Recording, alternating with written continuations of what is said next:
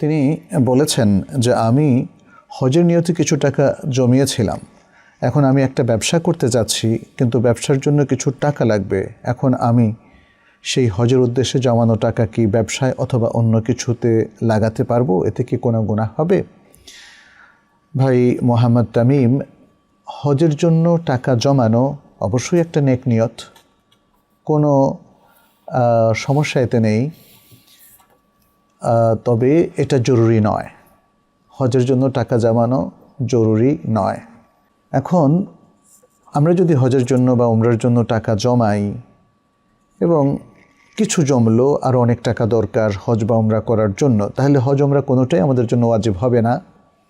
এমত অবস্থায় ওই টাকাটা যদি আপনার কোনো ব্যবসায়িক কাজে অথবা চিকিৎসার কাজে অথবা ছেলে মেয়েদের পড়াশোনার কাজে কিংবা অন্য যে কোনো বৈধ কাজে যদি ব্যবহার করার প্রয়োজন দেখা দেয়, ব্যবহার করতে পারেন, এতে কোনো সমস্যা নেই।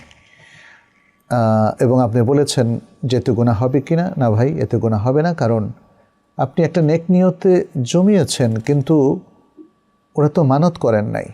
মানত করলে কিন্তু আল্লাহ সুবহানাহু ওয়া তাআলা আবার বলে দিয়েছেন ওলিয়াউফু নুযুরাহুম, তারা যেন তাদের মানত পূরণ করে। মানত এক জিনিস আর নিয়ত আরেক জিনিস। অতএব কেউ যদি কোনো নেক নিয়ত পোষণ করেন, পরবর্তীতে কোনো এক সময় সে নিয়ত তিনি পাল্টান, যদি সেখানে শরীয়তের কোনো অবজেকশন না থাকে কিংবা শরীয়ত লঙ্ঘন না থাকে, অবৈধ কোনো জিনিসের সাথে সম্পৃক্ততা না থাকে, তাহলে তার নিয়ত পরিবর্তনে কোনো সমস্যা নেই।